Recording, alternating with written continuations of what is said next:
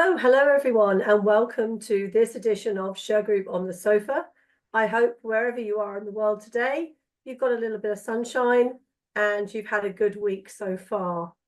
I'm delighted today to introduce my special guest to you, Henry Veasley, and we're going to be talking all things credit. But before we get into our conversation, I'm just going to give a shout out to Shergroup's #1 fan, Mr. Ross Saunders, who is in Norwich, England, UK today. So, hey Ross, how are you? And I think Henry wants to give you a shout out as well. Good morning, Ross. It's such a pleasure to have you watching. I'm so excited, and I hope you have a wonderful, wonderful day today. Okay, thanks for that, Henry. All right, so you are a collections guru. I can't think of another way. I mean, having reviewed your LinkedIn profile, my goodness, what an extensive resume you have. And we're so delighted that you're going to be speaking at the World Credit Congress in Orlando this fall.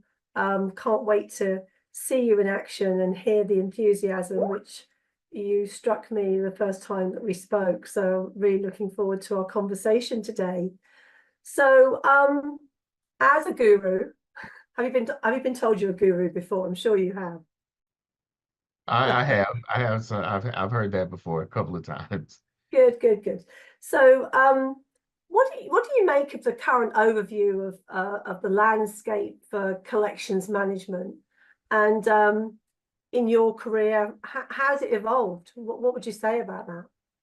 So, uh, collections management is one of those areas of expertise where you really have to have a love for helping the people, right? Mm. Because having a group of collectors who are they are a singular type of human being. There's something special about collectors. They have this instinct and this drive to help consumers. And so one of the things that has changed, the basic fundamentals of management kind of remain the same, right? You want to be there to support your people, make sure they have the tools that they need. But technology has really impacted what we do. I think that's probably outside of consumer awareness increasing. I think that technology has probably had the biggest impact on what we do. We went from old clunky automated dialers to sophisticated systems that allow you to make multiple contacts with the debtor in the blink of an eye, right? Mm. And so what we do has become more efficient, it's become faster, but also along with that comes uh, a a constantly evolving regulatory environment as well. And so as consumers become more aware, the regulatory environment changes and kind of morphs into different things. As a manager, you have to be able to keep up with that. But the overview, the outlook is good. I believe that if we can attract, more collectors to come into the space and we can teach them how to do this the right way, we can have a major impact on the world finance situation, the situation that people are in with regard to debt and that sort of thing. So, yeah, it's evolving due to technology, consumer awareness, and that regulatory environment that's constantly changing. And in your experience, I mean, the regulatory environment, I think for people outside the United States, it's difficult to understand that you're actually dealing with effectively 50 jurisdictions within your own country, which would you say by and large they follow a pattern, or are there extreme examples of states which are out on their own in terms of regulatory environment? What would you say about that? So, well, I tell you what, it used to be kind of a Wild West type of situation long ago, but now I think that a lot of states are looking to each other for best practices, and on the whole, you're going to find debt collection to be pretty much the same in each of the 50 states, with some few exceptions. Right. Now, in the United States, we have attorney generals who are the watchdog and the consumer protector in each individual state. And so some attorney general's offices are much more strict when it comes to regulating the interaction of businesses with consumers. But outside of that, the laws are very similar, especially when it comes to litigation and the outcome of litigation. It's usually pretty much the same, with some minor exceptions about the extent to which you can go maybe to collect a judgment. Okay, because obviously the Congress is international. So whilst we're based in the United States this year, we're interested to hear how Americans feel about their own system and how they navigate it, Right. in building their businesses. Um, I mean, as part of the Congress community, we all are engaged in some aspect of credit. And what you say from your vantage point will work for a collector in London or a collector in South Africa, So what are your most effective strategies for improving collections, the management of collections, and then increasing recovery rates in today's unusual economic climate, as we're still post-COVID? Well, how do you tackle improving collections? So that's a great question. I mean, look, I like to remember the old school ways. I like, it's like fundamentals with sports. If you practice the fundamentals over and over and over again, you just get really good at that, and there are opportunities for you to really be great based on that foundation. And so, while collections hasn't changed, the basics of what we do, contacting the consumer and helping them find a pathway to payment, hasn't changed much over the years. um, you know, like I told you when we talked before, my position as a manager and the way I see management, or my management style, is to manage from a position of support, right? To provide the tools that the collectors need in their toolbox to be able to make sure that they can be efficient and effective. Right. Yeah, So, like I told you, I consider myself to kind of be like Q in the basement for James Bond. My collectors are all 007s, and they're out there trying to get the job done. And it's my responsibility to make sure that they have the tools that they need, to make sure they have everything that they could possibly have from a support standpoint and from a knowledge standpoint, to be able to overcome any obstacles that get in their way. And I think when you manage from that perspective, it gives your people the confidence to get the job done. And that's going to naturally raise your recovery rates. yes, because you've got to have a certain type of personality to get into collections, haven't you? Sure. You Sure. know, Yeah, it are you, takes a are you special good, type of person. are you good at spotting that? When you see new collectors, is there something you look for in them? I'd like to think I've been pretty good at spotting it. I don't have a lot of turnover in Yeah, in my group, but yeah, yeah, I think one of the things that is important um, for a collector to have is a certain level of inquisitiveness, a certain level of yeah, curiosity, right? yes, I always tune in closely when people start asking me questions, right? Because I'm a question kind of guy. I believe that any question that pops in your head should be asked and answered, right? And I yeah, also believe that the most effective way to solve problems, really, I think the only way to solve problems, is through the process of questions and answers. Each question leads to an answer, and when you run out of questions, you normally will find your solution. And so when I run across someone who's very inquisitive, who's very curious about what it is that we do, no matter how long they've been doing it, whether they're a rookie, brand new to the game, or if they've been doing it for 20 years, if a person is constantly asking questions, then they have that drive to improve and to become better and to become the best. And yeah, that's one of the biggest qualities I think that I like to look for when I'm trying to find someone to add to the team. yes. Among all those other regular, a good team player, and they're punctual and respectful and all those things, but uh, a self-starter and all that. But I think that inquisitiveness is what draws me to a person the most. I'm with you on that. I totally agree. So be that inquisitive person if you're listening into this. Um, So you talked earlier about technology and it transforming the collections industry. So what is that technology? What do you think that the tools are out there that collection companies should be adopting to stay competitive? So having an updated customer relationship management system is important. I've seen some stuff out there that's been really, really impressive. There's a group called Maxify that has some software that I think is really cool. It does some good things, and of course there are a bunch of others, but uh, these platforms, along with the technology that gives us within those platforms the insight into the portfolio, right, into the work. I think the analytics is the biggest transformer of the collections industry right now from a management standpoint.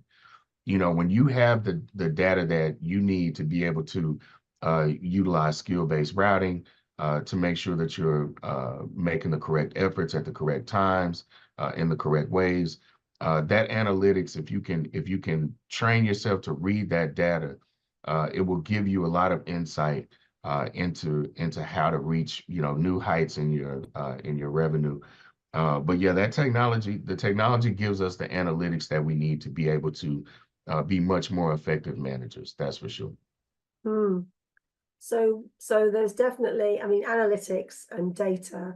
I think the exciting thing about that is how instead of reading spreadsheets, which of course are still around, but it's the way that data can be manipulated into graphs and you know, visuals, so that you can really get to grips with it. If you're not great at spreadsheets, you can really kind of visualize the database that you're looking at. And so yeah, there's a lot of tools out there, isn't there, to really help us. From where I started back in the day, when I remember Excel was the thing that came in. I mean, that's, Right. you know. So we, you know, obviously there's a piece around technology, but obviously the other strong piece, I guess, that you know, you must continue to work on year is training and how to keep your teams updated with the technology, systems, regulation.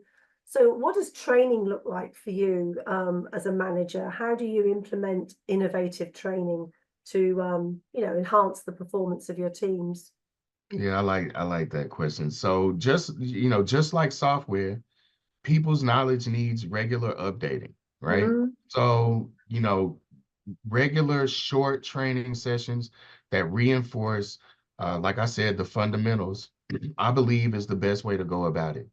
And you know, you have to look inside your own group to see what are the best ways that they take that training. Is it a visual presentation? Is it you giving them a lecture? Is it sitting side by side with them and watching them work? I found that that's one of the most effective ways that a manager can assess how a collector is doing, is if you yeah. just sit with them and observe what it is that they do. And you will see, as a manager, you should be able to see where there might be some inefficiencies, and you can make those small corrections, right? And when you do that and you make those small corrections on a regular basis, then it becomes less of, it seems like less of a chore or less like you're kind of coming down on the collector and more like you're supporting them and you're showing them a better way, right? And everybody likes a better way, you know? Yeah, So, yeah, you know, I think those short regular training sessions and making sure that you figure out how your collector learns, right? Everybody is different. Some people you can give it to them in a readable format. They can read it, comprehend it, and apply it immediately. Some people need to see you do it first, right? yeah, So yeah, it just depends. But I think that training should be at the top of the list of things that you do on a regular basis. You know, that goes along with reviewing collectors' work. You know, if you pick 5 random accounts out of any collector's file, and you look at what they're doing on those 5, that's what they're doing on all of them. And yeah. so you can manage to that. You can take those 5 and you can give them tips on those 5 accounts, and that will carry over into the rest of the work that they're doing. So it doesn't have to be tedious, this, line by line review. Just take a small sampling and then show that to them and give them some feedback. And that's training, right? So, Yeah. if you do that regularly enough, they become accustomed to it. And then what you'll find is if you miss a day and you don't do it, then they're asking you, hey, where are my reviews? What happened? So, that's where you want to get to when it comes to training. Yeah, absolutely. I mean, I completely understand that, and I'm sure. Do you still do that one-to-one training with your people? Do you still sit with them and? Every uh, week, each one of my collectors gets a 30-minute productivity session with me. We sit down, they bring me anything that they have that they need me to review or they have a question about, and I go through their inventory with them and I highlight any gaps in the work, and I make sure that they're clear on what the expectation is. And then them having that 30 minutes each week, that gives them an opportunity to get the support that they need from me. And in addition to that, I still do reviews outside of those sessions. So Yeah. yeah, it's a hands-on thing. You can't manage from a distance in collections. You have to be there for your people. You have to Yeah. provide them support. And when they feel supported, they will respond well to any task that you put them up to. Yeah. No, I love it. I think that sounds like something that many people could emulate if they're not already doing that. So good for you. Um, and in terms of now, of course, you've got a team, I know, but of course you're working in a much bigger environment now. So I mean, in terms of optimizing call center management, and improving efficiency, getting debtor engagement up and at the right kind of tone of voice, what are some of your proven sort of techniques for that? So uh, two things come to mind, right? Keep things simple. Don't put a lot of moving parts and obstacles in front of your collectors. Keep it as simple as possible. Like I said, what we do hasn't changed very much when it comes to the phone call. The phone call it's always been the same. The elements of the Yeah. phone call have not changed, right? You may have to add a little compliance here or there, but the element of the phone call has not changed. So you Mm. want to keep things as simple as possible. And then put your best people on your best product, that skill-based routing I was talking about, right? Make sure that your best paper is being worked by your best collectors, right? And then you train everyone else up to that level, make them rise to that level where they can all work it as well. So I think that optimizes your output for sure. It gets people in the right mindset as well. It drives people to be the best that they can be. Yeah, I'm loving the practical suggestions that you're giving out. I don't even think you realize you're giving them out in this interview. Maybe you do, but it's great to hear a manager talking at this sort of level rather than, kind of, uh, big picture, and I can see that you obviously understand big picture, but you're also working at a granular level as well with your own people, which is great. Um, so in my business, I deal with difficult debtors. Um, and I'm at the very sharp end of collections. You're at a point, I think I'm right in saying you're in pre-legal collections and then moving into litigation. Is that right? Have I got that Right. Yeah, right? we handle it from the beginning to the end, all the way to post-judgment efforts as well. So the Okay, entire post process. judgment. Okay. Well, you and I will have some long conversations about that in Orlando. What the American experience like is a post judgment, um, but handling difficult debtors and maintaining a positive relationship with them, showing them that you're a professional organization, a professional team. How do you handle that? So post-judgment world, you know all about that. And if you're garnishing bank accounts and wages, and placing liens on people's property, you're going to get some pretty irate debtors at times, right? Mm, And so I think, it's we have a relationship with the debtor. right? Whether people realize that or not, like it's a relationship. It might be a short-lived relationship, it might be a long-lived relationship, depending on the circumstances. But if you've ever talked to a debtor, you know that you probably being a third party, a stranger, you might know more about how they really feel about things in life than even their own family, right? Mhm, mhm. And so, you have to make sure that the debtor feels heard. Because when a person is upset, they need somebody to hear what they're saying and do something about it, right? In a lot of cases, sometimes they just need to be heard, but in a lot of cases, they need someone to do something.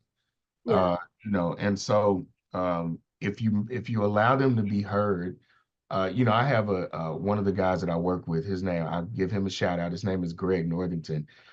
He calls it emptying the bucket.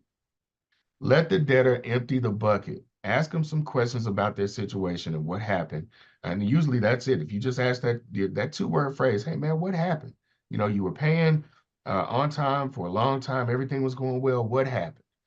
If you allow that debtor to empty the bucket, get it all out, because nobody's been listening to them up to this point, and maybe they just even haven't even had an opportunity to talk about it, right? yeah, But you let them empty the bucket, they feel heard, and then you ask questions to get to a solution. And I think yeah. that's the easiest way to do it. It's not rocket science.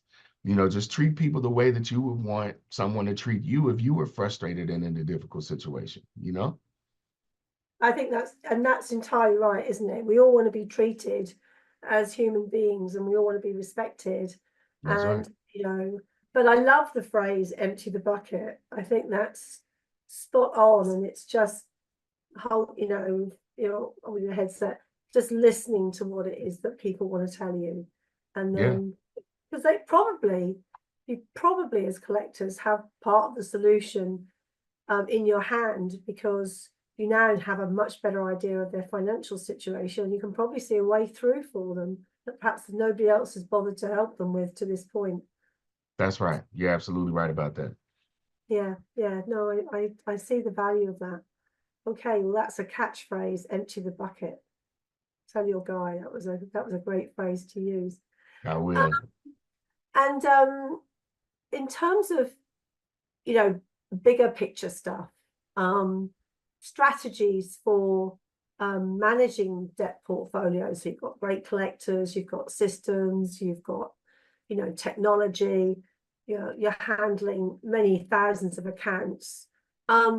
What's your approach to maximizing the value and minimizing the risk of turning those accounts into cash? Okay. Yeah, that's a great question. That the decisioning process for placement of portfolios or handling of portfolios, again, you should, I would say, follow the advice of placing the right paper with the right group, right? So if you're a debt buyer and you've purchased some commercial merchant cash advance loans, right? Or merchant cash advances, they're not loans, or business loans. And you want to liquidate that portfolio, you need to place it with someone who has that expertise that you're looking for. Don't give it to a consumer agency where all they do is work on the dialer. They're not going to know what to do with that portfolio. They're not going to work it effectively. And making sure that you're doing that vetting will help you maximize the portfolio. And the other thing is, that I think people maybe don't think about as much is that there is a resale market for those portfolios. So squeeze as much juice as is appropriate, right? And don't squeeze, because if you bring it out, then you don't have an exit strategy. It just sits, and you have to put just gets older and older. And if you put it back in front of your collectors, they're not gonna be very motivated to collect on it. So you want to make sure that don't wring the portfolio out. Leave a little life in it, and then you can resell it, and that's your exit strategy. Mm. Again, it'll be interesting to hear you and your American colleagues talking about debt purchase and buying and selling of portfolios, because you guys, and I hope my UK colleagues won't mind, but it started in America, And so you guys are the experts at this, and there are other parts of the world which are still not, they're still newbies to this whole kind of market. Sure. So the opportunities for Americans to take their expertise and others to different parts of the world is there. And one of the points of Congress really is to connect up credit professionals in different parts of the world and see what business opportunities they can make from their existing operations elsewhere. I mean, America's a big country, but it's universal. What goes on in America can be replicated elsewhere. So opportunities for business, right, is a great reason to come to Congress. Absolutely. And so that's a really fantastic conversation. I wonder what your predictions are for the future of the collections industry, both in America and worldwide. What do you think post-pandemic? Is it more of the same, or are there going to be, is AI going to completely change the landscape? What do you say? Oh, that's a loaded question. I think we probably could spend another hour, talking about that. But I think that the industry, as it has done in the past, will embrace the technology advances. I think AI will become a large part, of what we do. And particularly in the international community, all of the regulatory bodies will be looking to keep a close eye on how that develops, so that they can make sure that we're still doing things in an ethical way, and make sure that that the consumers and the business owners in the commercial space that they're not being mistreated, and that they're given the help that they need, right? Because that ultimately is what it boils down to, is that we're really trying to help. We're trying to help people. We're trying to help our respective economies to do well, because that's good for, that's for the greater good, right? And so as things continue to evolve, the industry will evolve. I think that AI is definitely a space that you want to keep an eye on, how it impacts collections, and social media as well. I think that, there's going to continue to be some evolution there.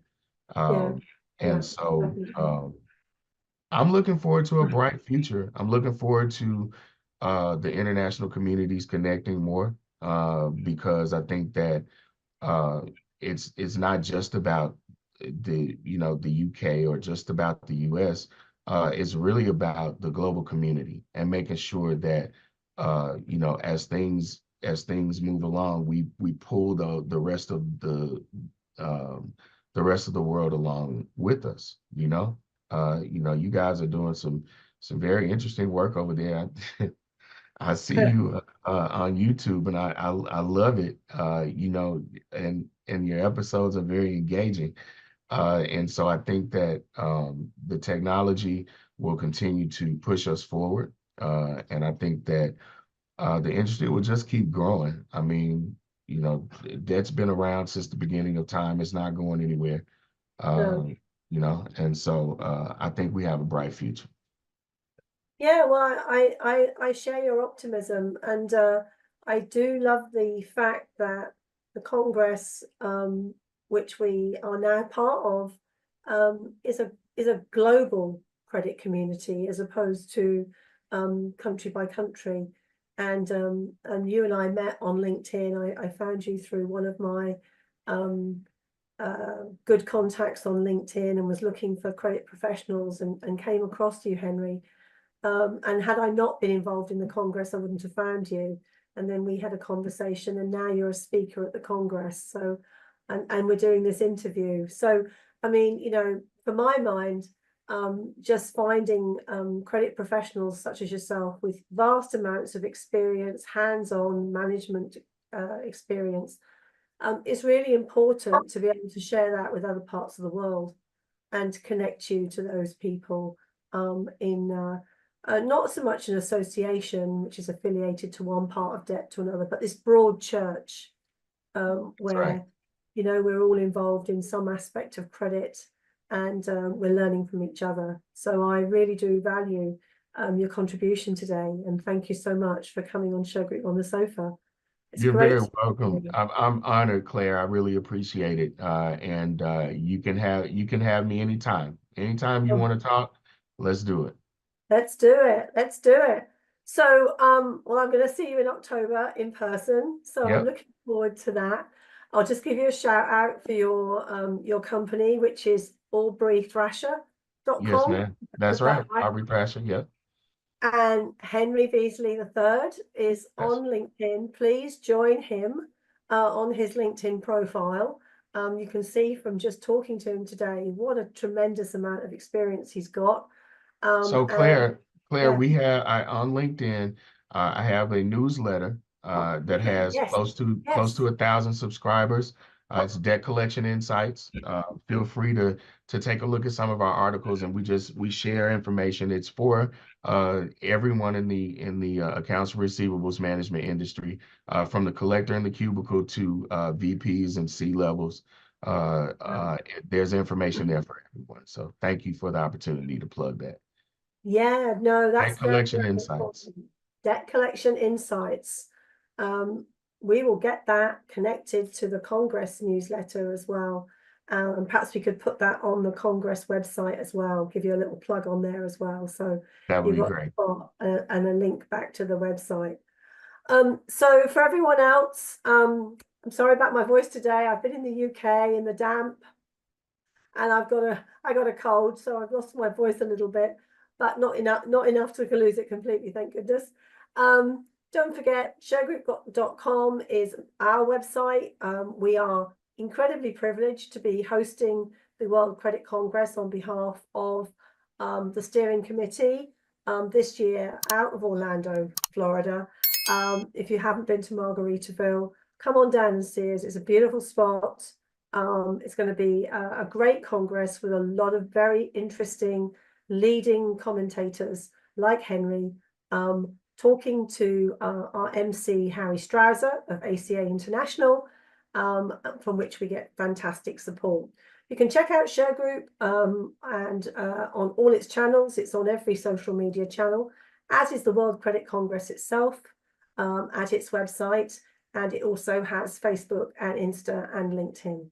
So whichever way you cut it, me and Henry, we're flying the flag for social media, technology, and just getting more of you involved and enjoying being in credit.